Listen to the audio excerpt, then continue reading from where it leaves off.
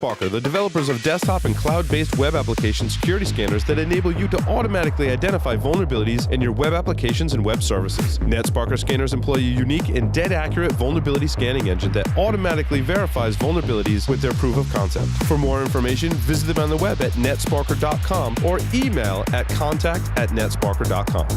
Logarithm's Netmon Freemium delivers real-time network visibility to quickly identify emerging threats in your IT environment. Netmon Freemium is a free commercial-grade network forensics and traffic analytics solution. You can use Netmon Freemium's powerful capabilities to search against all observed network traffic, identify abnormal traffic patterns and application usage, and quickly analyze full packet captures. Take the first step towards real-time network visibility. Visit logarithm.com/freemium to learn more and download it today.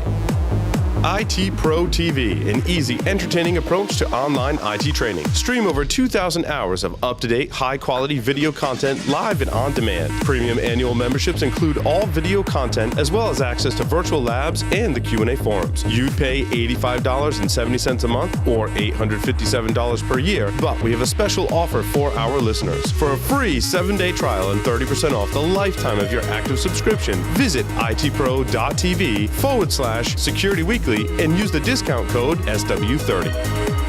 Welcome back, everyone, to Paul's Security Weekly. Make sure you come check out Wild West Hackin' Fest. It is put on by Black Hills Information Security, October 27th and the 28th. Make sure you register today, although currently I believe the tickets are sold out. There might be another round of tickets, which it's just awesome. Jeff and I will be presenting. There's really, and Larry, really no one else. I mean, it's just going to be myself, Jeff, and Larry, maybe John. We'll be there. So make sure you come check out, like the four of us. Yeah, a couple other people, but mostly the four of us will be presenting. So it's a lot of fun.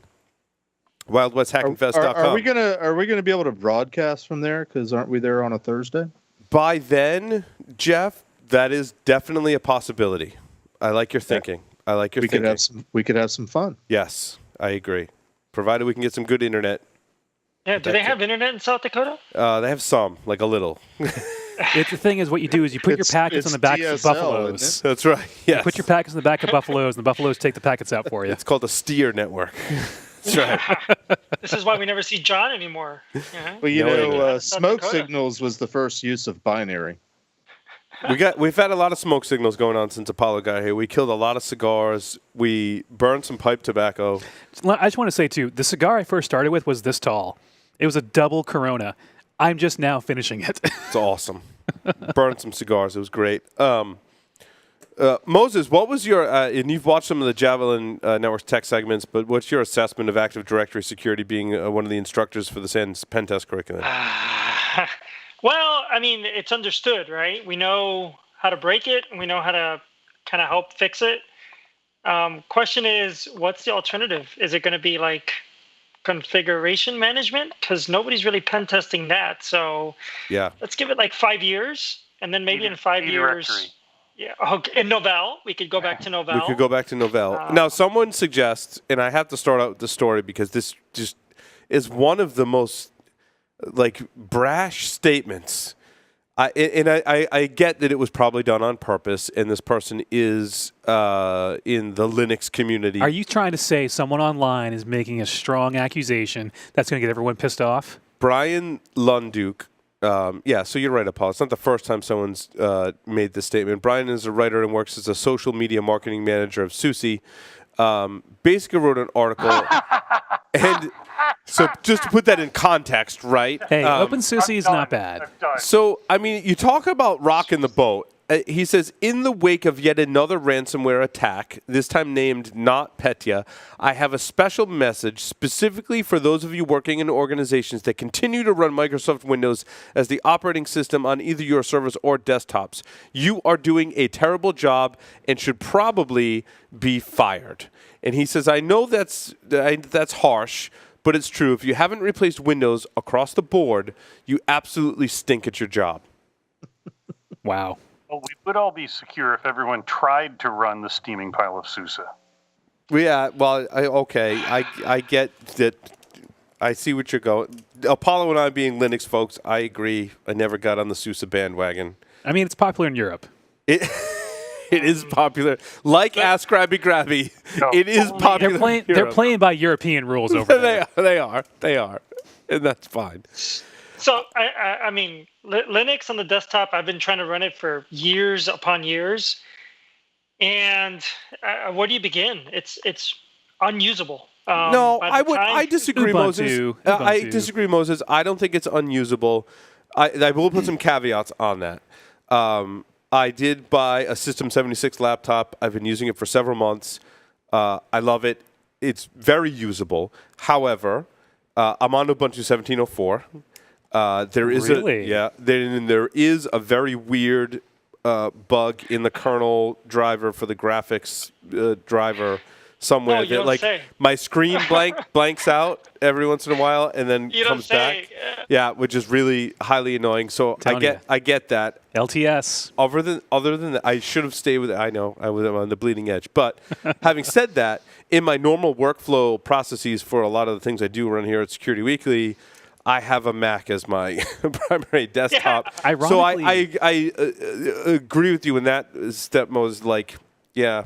Ironically, if you run Ubuntu 16.04 LTS on a Mac, any of them, they're actually really well supported. Yeah. Interesting. So still there's a lot of tools. We've been bashing Windows for how long has there been Windows? And the argument has always been, at least that I've heard, that it was because it was so common that it's so full of holes and so vulnerable. If there was an alternative out there, any of the flavors of Unix or Linux you're talking about, if any of those flavors were as prevalent as Windows, I still kind of lean towards we'd be finding all sorts of bugs and vulnerabilities and architectural flaws in the other operating systems as well. So, Jack. We do have some alternatives, and it pains me to say these because I hate using them. I loathe using them. But I just spent most of this month in Europe, and I traveled with an iPhone and a Chromebook. So, Jack, I was going to ask you, as a former mechanic, I'm sure you follow this. What is the most commonly stolen vehicles in America? The cheap, high-volume Japanese cars are traditionally Corollas and Accords. Toyota Corollas and Honda Accords and Civics. Honda Civics. Yeah. Mm-hmm. You know what else? Yeah, it's the ones that everybody drives so that they can steal parts to use on exactly. other cars. Because the parts have a high... It's for the chop shops. Yeah, so they're not necessarily the worst. It's just that they're the most common. Mm-hmm. The ones that are most common are the ones most often attacked. Yeah. And, if you do it as a percentage of the population, there are some outliers. Like a few years ago when BMW started all their keyless entry, keyless stuff, they were all getting ripped off right and left in Europe because people would walk up with early SDR and just drive away with them. But, yes, it's a big target. But, iOS, every time I pick up my phone, I wish that iOS wasn't such a backwards operating system compared to Android as far as power and flexibility and configuration. However, it works. You trying to use a Chromebook, if you're used to having anything that resembles a computer, drives you stark raving mad. But on the other hand, I spent a month in Europe and I was actually functional. I mean, now granted, I wasn't compiling video, I wasn't, writing code, but I was able to, through the Chrome browser, do pretty much everything I needed. It was kind of tedious, but the keyboard on the crappy little Chromebook. But I specifically bought a $165, $170 one so that I could throw it in a garbage can if I wanted. Yeah, I find Jack, the newer Samsung Chromebook that I have here, the keyboard's really nice, actually. I just wanted something so cheap that if there was any question, I could just throw it away. Although one of the things I did notice is that power washing doesn't actually scrub them as thoroughly as you would expect them to. Mm-hmm. Browser plugins don't get flushed. At least I've got to test that. But anyway, these are restricted. The attack surface is reduced. Chromebook is Linux on the desktop, sort of. And Gen 2.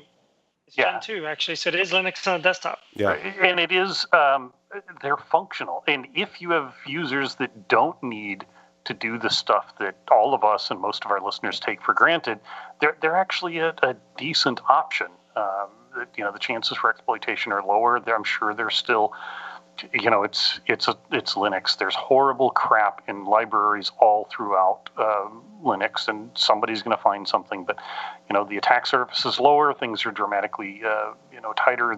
The ecosystem for iOS is much more locked down than Android, although Android's getting better. For a lot of folks, there is an option. But to go back to SUSE, I'd like to see you manage 10,000 desktops and 6,000 or 8,000 servers across server closets and remote locations to data centers to multiple cloud instances. The cloud stuff there are tools for, but if you're trying to manage your on-premises stuff, you're going to put a lot of faith into Tivoli or whatever tools you use, but I'm not sure it's deserved. That's the thing. There are a lot of things people like to use. People don't want to spend as much as they spend on Windows licensing. If you want to talk about a threat, the cost of licensing and support is savage. But he wanted to start an argument, and it worked. But had it not been SUSE, which I spent years fighting. He might have, had this come out of, Shuttleworth's company. If this had come out of Canonical, I might have thought, or had this come out of Red Hat, I'm like, well, satellite's a nightmare, but once you get it running, you really can manage all sorts of stuff. Well, I think it's, it comes down with Windows. I think you bring up some great points, Jack. As much as, I think as we just proved with Active Directory, Windows security-wise is not great, certainly. But if you're going to manage 50,000 plus endpoints as an example, having some of that ease of use and those features that Windows has to allow for connectivity and authentication to all those services and applications and make that easy, that's been some of the security shortcomings. However, it allows you to have 50,000 plus managed hosts all on the same platform. If you tried to do that from a desktop perspective with another operating system, your management would be a complete nightmare. And Windows, because it's been adopted as the de facto standard for PCs as an operating system, benefits from support for drivers, which is what I was describing in the beginning, right? Like my Linux drivers aren't that great because it's not running on billions of endpoints, right? And the thing is, too, you could get around that by running Mac all the time, but that's expensive. Yeah. It's really expensive. Well, if you forget about implementation costs and the time it would take to do it, I could almost envision the future where, since so many enterprise applications are going to be in the cloud, and basically you run everything from a browser, you could potentially run a stripped down bare bones system. But I mean, that's a variation of what we were talking about earlier. With all the features comes more vulnerabilities, and the more people want to do different cool things and do it quickly and seamlessly, that it just automatically introduces more issues. So my enterprise friends, what they do is they give all of their users within the company, a really dumb laptop, usually a ThinkPad of some kind, and they're all booting remote VMs that are kept on-prem. So that way, when you boot up your machine early on in the day, you're not running your local OS. You're actually pulling down an image from the company's servers and then running that, which is really nice. Centralized services, centralized management of the OS. If you can make that work, I like that strategy. Oh, no, it is expensive because users need a lot of horsepower to run that, and you have to manage all that. I mean, and the network has to be robust enough to support that as well. So my father, who works for a large multimedia company, they do that. I have friends who work for pharmaceutical companies. They do that. That's standard for them, for their business laptops. Well, that's hard. It's expensive. What's crazy, Paul, is let's say that we get our wish, right? Linux or Mac on the desktops and no more Windows, right? And then you're going, great, no more Active Directory, no more Windows. Well, how do I manage permissions on files? Because we really rely on Windows for that, right? I mean, you could do it in Unix, but that can be a pain point for a lot of people. How do you do permissions on files? Just that one thing will drive you crazy in a company of 50,000 computers. Yeah, and I think from security perspective, we poke fun at the fact how helpful Microsoft and Microsoft protocols are at allowing users to find things like Moses saying files and services and applications and authenticate to them. And largely the attacks that we know and love today that are successful are basically hinged on the fact that Microsoft's operating systems and protocols like to be helpful.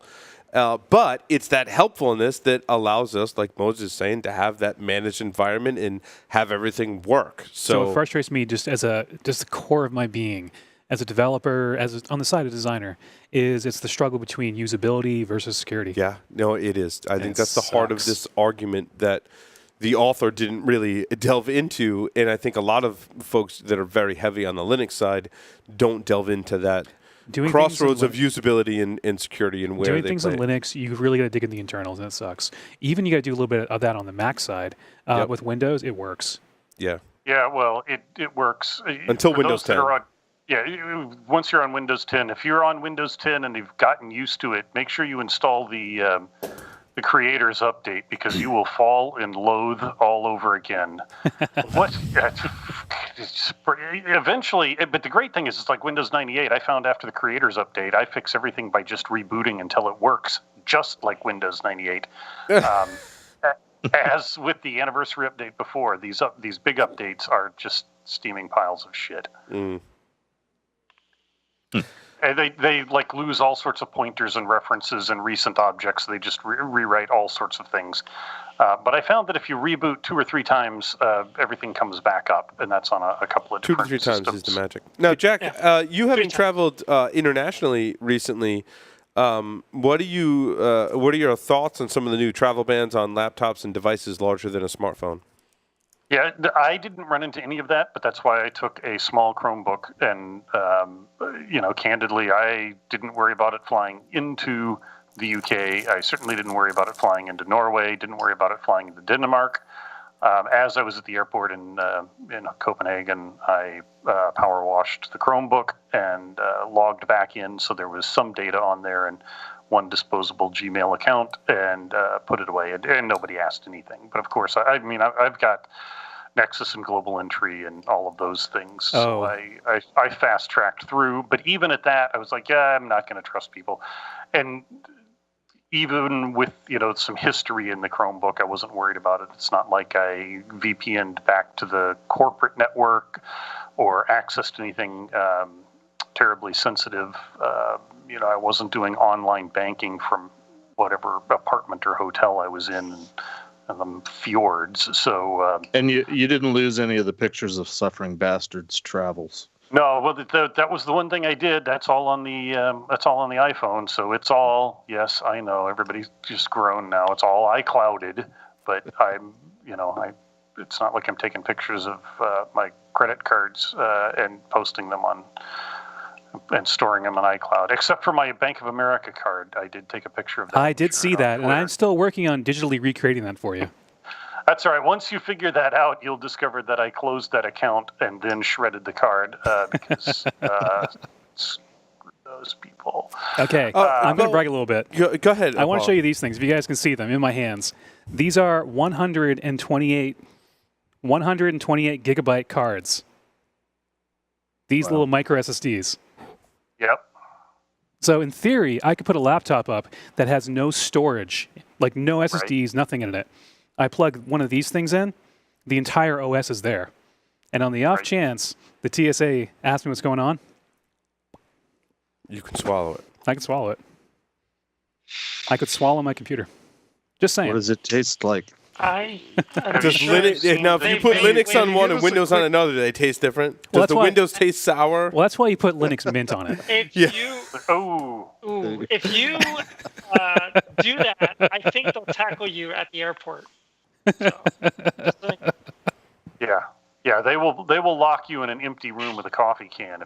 That's right. That's right. What was it? Oh, back to Jack's point about Apple iOS.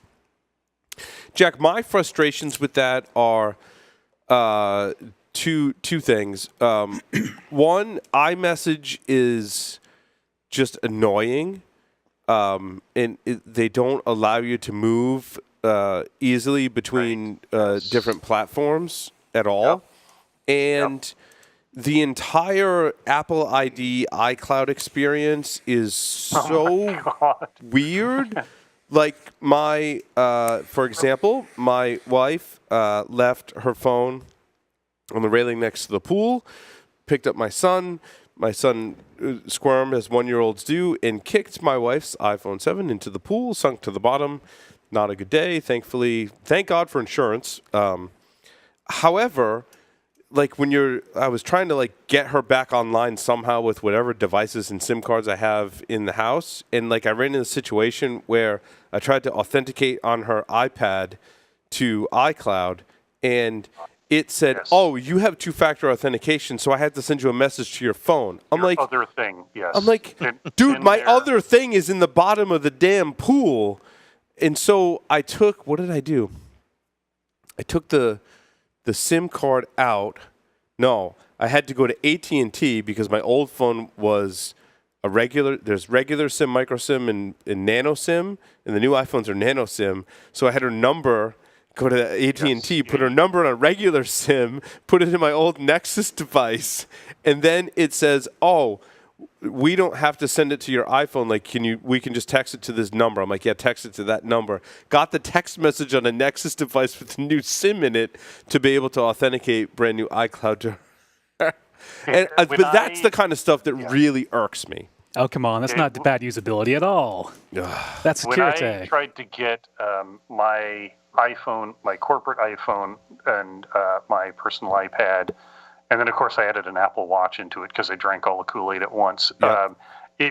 I ended up, on the phone with a genius, maybe a sub-genius, and basically had to disable two-factor everywhere, disable all sorts of stuff, and then turn it on one step at a time, and that worked. But it took, I played for hours, or for an hour, and then called the sub-genius, and I could hear him just take a deep breath, like, "Oh God, I hate this." But yes, eventually gave me, it's like authentication. So perhaps there's a reason that you can abuse authentication in Active Directory, and also you can authenticate. Yeah, no, and it was the same thing with the Apple podcast. Like, we had this legacy account, and like back and forth with support, and they're basically like, "No, you can't manage your podcast, one of my podcasts, with the new thing just because." And it just really messed up. But along those lines, this article was, the journalism in this article was fantastic. You don't often find articles today with this level of journalism. Actually went to Italy and interviewed the 20-year-old individual who has an iPhone jailbreak for a brand new iPhone 7 that won't post it online. Oh, my. And, like, basically the journalist handed him his phone and said, "Yeah, go ahead, jailbreak it," and he jailbroke it. Is he part of the Panda group? Well, so this article talks about the whole jailbreaking community. It's pretty cool. It can be... Not that I'm part of it. It's, like, over now, is essentially what the journalist uncovered is that, like, the whole jailbreaking community disbanded, essentially. So here's the quote that I pulled. It summarizes the article nicely.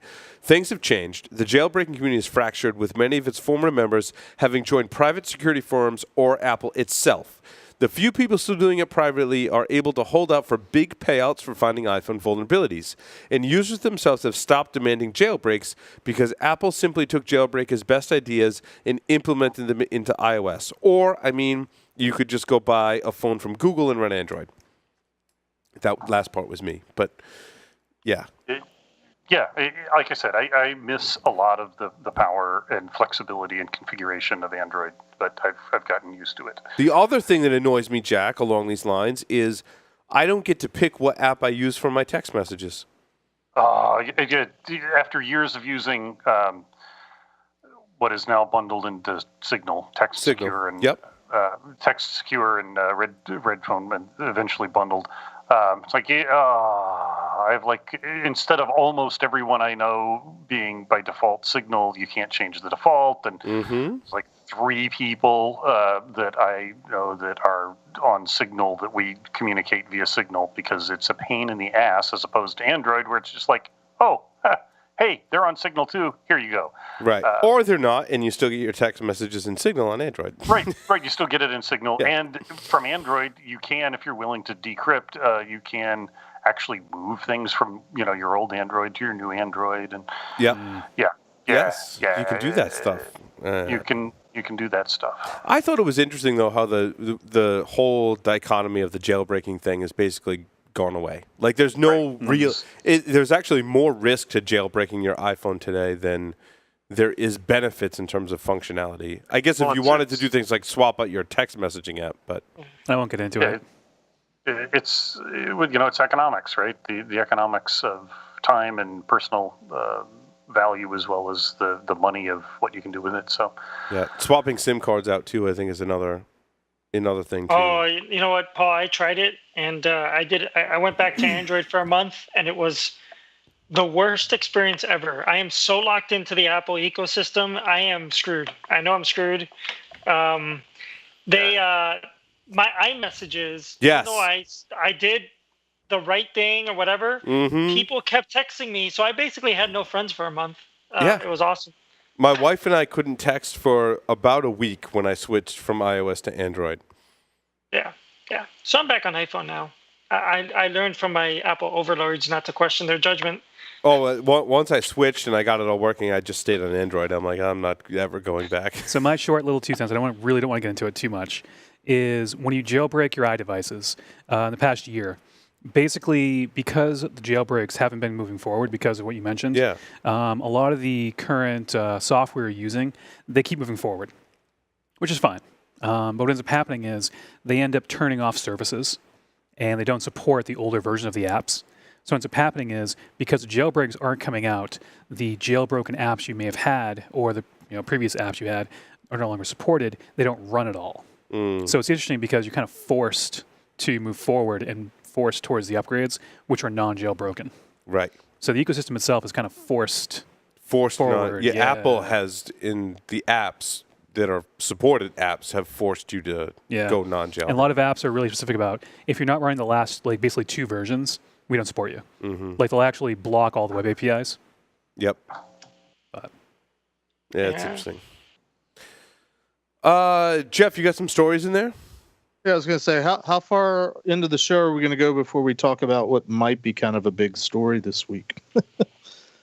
Which one is that? Petya, not Petya. Petya was a big story, but not Petya. Well, I actually had the first story I have up here was actually, I had it up last week. We didn't get a chance to talk about it.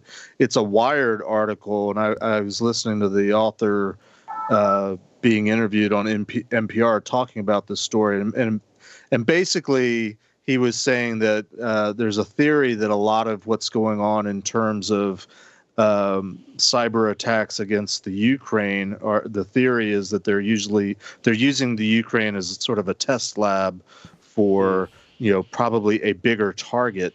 And how well would the U.S. infrastructure hold up if a lot of the cyber attacks that they're seeing targeting the Ukraine, power grids and banks and things like that, how well would we hold up? And then this week comes along and then there's this this ransomware that comes out that now a lot of experts are saying really isn't ransomware at all. It had a more nefarious purpose.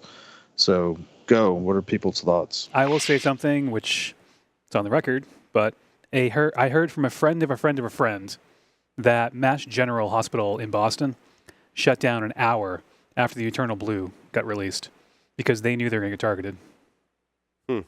Hospitals in the U.S., amongst other infrastructures, are worried about these things happening. Interesting. Well, I won't speculate into who's a target and who's not. What I will say is I read a book a few months ago, Dark Territory. I think a lot of people should probably read Dark Territory. It's an interesting. They should, especially chapter 4. Yeah, that's the one you're in, right, Jeff? Yep, that's the one I'm in. Yeah. That's a great book. Now, what's interesting though is what a coincidence that in the last few years we've had this shadow brokers thing, we've had this this ongoing war in the Ukraine. Because the Ukraine thing that you were just talking about, Jeff, that's a cyber war that has bled or has been combined with a kinetic war of sorts, right? An actual war. It's been going on for 3 years, and then all at the same time, we've had these like ransomware-ish kind of things that if you talk to people, it's like, okay, this was never about money, right? Right. So, Well, we won't get into the election or anything like that. Well, we'll let other people weigh in. I have an opinion or two. No, let's hear it, Jeff. Well, How are nukes work? and this is sort of Thank an God nobody indictment. can find 9.5-inch floppies. Floppy, yeah. Jeff knows what I'm talking about. I know exactly what you're talking about. I used to. Well, never mind. This is sort of an indictment of the whole industry, and we're lamenting about whether people should use Windows or not. But for most of at least my experience in the commercial side of the world, the last 20 years or so, in terms of infosec cybersecurity, we've sort of avoided this 800-pound gorilla for most of the customers that I've ever had, which is, what do you do if somebody wants to come after you as an organization in particular? Because most of the attacks that have happened, in the early years, it was just people just sort of joyriding and, can we deface a website? And then somebody figured out, isn't DOSing people fun? And of course, it, caused lots of damage, but it was not a big deal. And then people started figuring out how to steal credit cards, and they did that for a while. And slowly and gradually there's a monetization happening. But what happens when, and I think this is where it starts to get a little bit scary, and we're seeing it in the Ukraine, where warfare happens, and warfare happens in the cyber, and companies are actually targeted, not simply, the bad guys are trolling to see who's vulnerable to the latest, ODA that's out there, or the latest ransomware that they've come up with, and they're just kind of trolling whoever hits it. So companies in general are woefully unprepared for serious cyber attack, I guess. So Jeff, do you want to tell them where the 9.5-inch floppies get used? Go on, tell them. Well, if you want to talk about, there was an article that Paul had about, hacking the nukes. And I don't think that's an issue because the authentication codes are on 9.5-inch floppies still. Well, it's interesting, right? They had in that article a couple of things that I thought was interesting that we're publicly talking about, right? So they had this malware that they used on the nuclear or the power grid in the Ukraine that was modular, right? And if you dig into it, it's modular from what a power plant protocol you would want to attack, right? So you don't build a one-off modular framework, right, for just the Ukraine. It doesn't make any sense, right? So it's interesting. The question is, I guess my question around that is, why would we or anybody publicly know about this modular framework, right? If you're really sophisticated, that modular framework goes untalked about or undiscovered, right? Kind of like Stuxnet was undiscovered for as long as it was. Yeah, you don't have very many Siemens engineering, cyclotrons engineers. There's only a couple hundred, I guess, in the world. The centrifuges, yeah. Yeah. Oh, and by the way, just to be pedantic, they're 8-inch floppies, not 9.5s. Ah, sorry. 9.5. Well, Apollo tells him it's 9.5. Oh, It feels half to me. I was hoping somebody would go there. Thank you. Yeah. Thank you, Jeff. That's awesome. Thank you, Jack. I love that the 9.5-inch floppy is the title for this episode. For sure. For Wonderful. sure. They're massive. Oh, man. Well, I was trying to do that. I'm like, 5 1/4 times 2 is 9.5. I'm like, were they really 9.5? And then I'm like, if they're like nuclear launch codes, like what happens if you touch the part you're not supposed to touch that looks like a pill in the middle? Like, are the launch codes like invalid at that point? Like, what if someone's like, oh my God, I touched it by accident? Just jam that into Whopper and off we go. Do you want to play a game? Something in there about Do you want to play a game? someone touched the 9.5-inch floppy and it still doesn't work. Something. The Whopper? Something. What? No. That's going to be one of your game now. 9.5-inch floppy. Moving Oh on. my God. Moving on. From that, please. Please let's Now, move on from that. I saw a headline, and I couldn't find it, but I saw a headline yesterday or the day before. I thought there was some suspicion that some of the U.S. nuclear power plants were experiencing some difficulties, and I didn't get a chance to delve into it. Did anybody else see anything like that? I saw the same stories. I haven't read much into it. I It's saw hard some of the headlines. Scratch that. Mine were the hacking nuclear submarines. Yeah, so it's really funny too. Oh, System D. Let's talk about that. Oh no, nuclear submarines. Go back to that really quickly. What's really funny. We're I know running short for on time, though. We have to cover System D, though. hold on a sec. The British Navy uses Windows XP for their submarines. All right. And also, According to their that new article we aircraft first carrier. talked about, they should use DOS because DOS still runs BBSs today and hasn't been hacked, according to that author that is from SUSE. Anyway, System D, DNS response, code Yeah. execution. Oh, God. So Qualys stack busting. Well, that was first. Qual stack busting was first, right? Well, it's Or the same problem. It's the same problem, problem. just different attack vector. Yeah, different context. Yep. System D is the attack vector, which Apollo and I were kind of laughing hysterically when we were talking about this because we're like, Docker's completely secure from this because it doesn't support System D. And those of you that work with Docker and are like, why doesn't System D? Oh, I see. Supervisor D. Got it. It. Anyway, so if you're not running Docker and you're using System D, which is every other Linux flavor on the planet, Yep. Though you could argue too, the hypervisor needs to run System D. the hypervisor probably Yeah, does yeah, run yeah, System yeah. D. Yes, I agree. So System D makes me almost as mad as that story that I saw today about Ubuntu putting ads in the message of the day on servers now or workstations. Oh, God. So you've got Ubuntu reaching out for message of the day, right? And then you have System D that can reach out to anywhere to do DNS queries. I mean, it's all screwed up. I don't even know what to say. It's not ads. It's a value add. It's a value It's a add. value add. But why? So, but this attack vector theoretically would only work when the system boots, and System D would reach out over DNS. Right. Or you restart a service, Restart a service. Yep. Yep. or you shut down your computer. I mean, this is like saying, hey guys, it's not a problem. Microsoft services, right, can reach out and do DNS requests to on the network to launch services. We would be just going crazy over that kind of a bug, right? This is crazy. When are we going to reach the only logical conclusion, which is not to play the game? Yeah, that's like Let's we let's only run unplug DOS. everything. We run DOS on BBSs, right? No, we run Multics. we run Multics. We run It Multics. comes back to Multics All for days. Yep. on 9.5-inch floppies. I'm going to go back to pen and paper. That's 9.5 inches.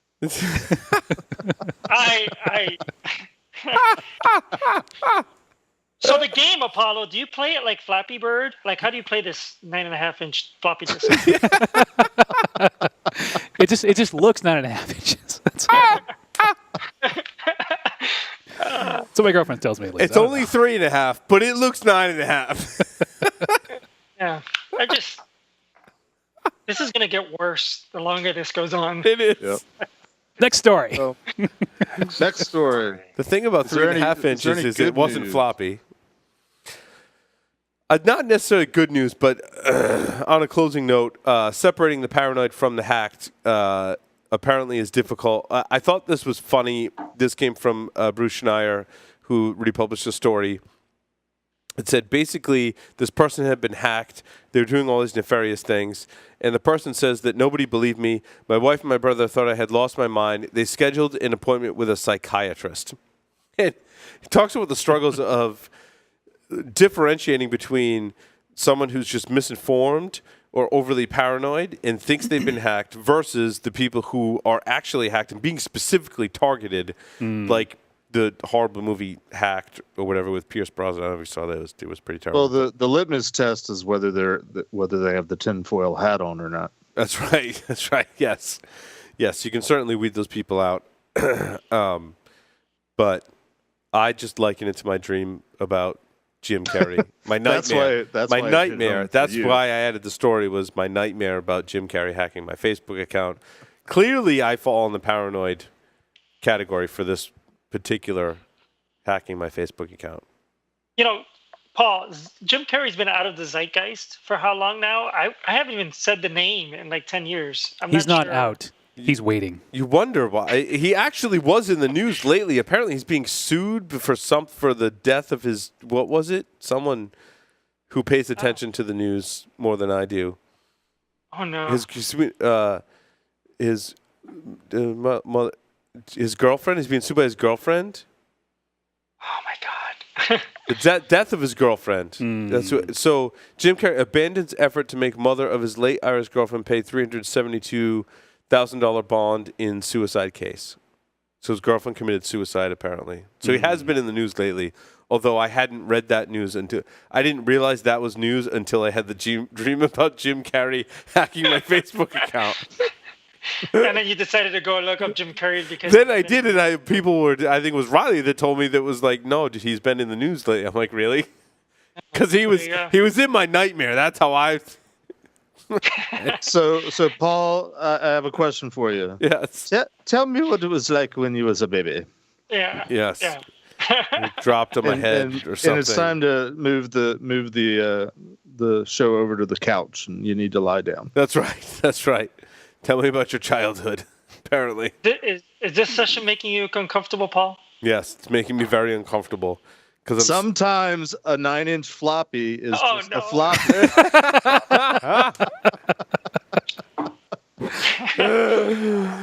Only when it's an 8-inch floppy. The 3.5 inches were stiffer. We even got Jack shaking his head. Jack has lost it. Jack has officially lost. There's nobody left listening now. We should. No, we haven't brought up the zip drive. Come on. No, the jazz drive. The jazz drive. The jazz drive's even better. Jazz drive. The super disc. Yeah. I've got like a dozen jazz drives right behind me. I have no way of reading them, but I've got them. Oh, we're gonna. Has anybody got a spare SCSI port? Apparently, Apollo has a 9.5-inch floppy in his office. Oh, all right. With that's it. I'm calling it. Thank you, everyone, for listening and watching. Jack gave us the official over and out. We'll see you next time on Paul Security Weekly.